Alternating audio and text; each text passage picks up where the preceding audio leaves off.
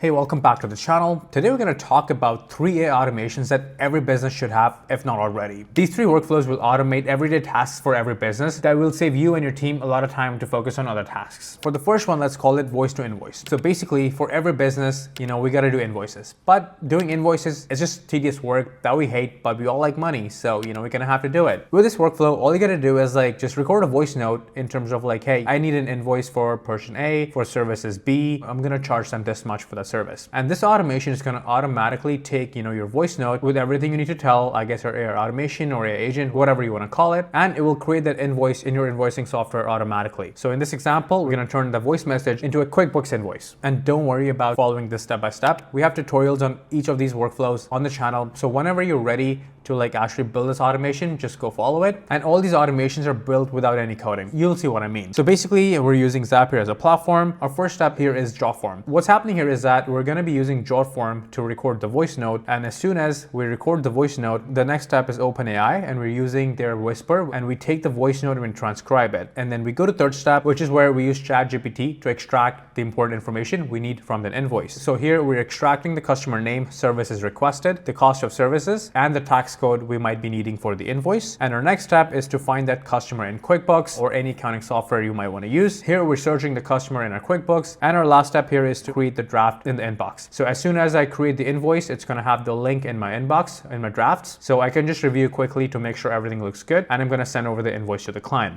Cool.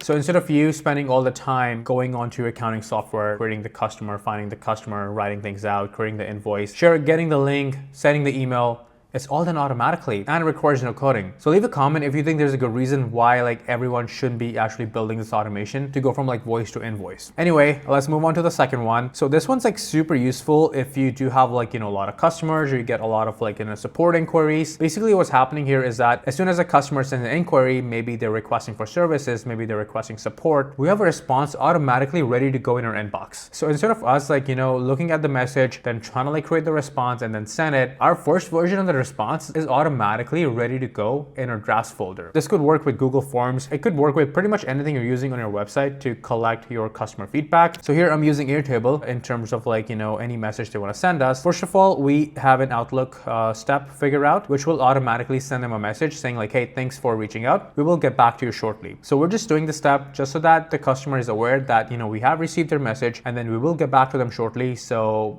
they're have that initial comfort that someone is looking after whatever the inquiry is. And our next step here is to use ChatGPT. So here in our prompt, we just sort of feed AI all our FAQ stuff. So most of the questions are usually FAQ. So this could be a document which you can upload or keep on updating based on the new questions added. The idea is that we sort of let AI know what sort of information the customers usually ask for and what are the answers for those. So that way, every time there is a new inquiry, we use AI and then we use that information that's fed to AI to create a draft response to that question. For example, maybe someone's requesting on how do I get a refund, or how do I cancel my subscription? If it's a SaaS product or it's a services, they're requesting for what would this package include? Basically, answers to those questions will be in our ChatGPT step, and then ChatGPT can use that information to create that email response back to the user. And our next step here is again connecting our inbox. So this could be Gmail, Outlook, anything you use, and our body would just be the draft response which AI generated for us. Again, we could send this response directly as well, but we're not doing that because AI could make mistakes, or maybe it's not reading the question correctly. So we just want to have this response in our drafts. So as soon as we see the customer inquiry, we see the AI generated draft response, we do a quick human review and we send it away. So if you don't have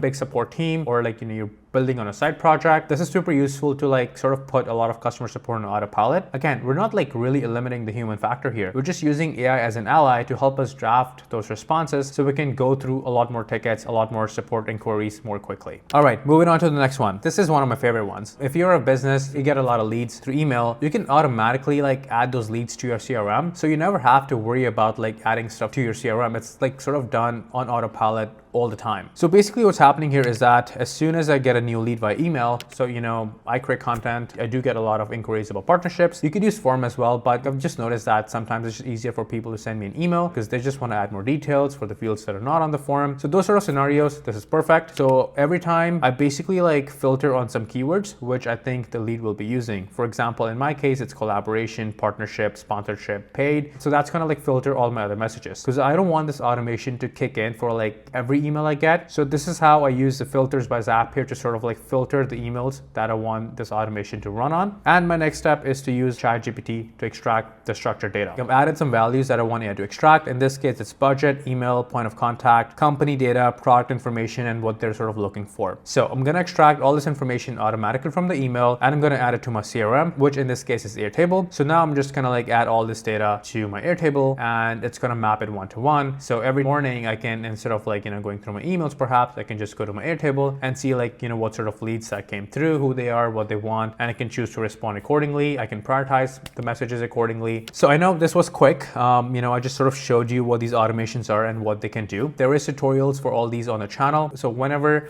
you feel ready to build one for your business, which I think you should just carve out an hour like within the next few days to do so, you can find the step-by-step tutorials there. If you can't find it, leave a comment, let us know. We'll help you out there.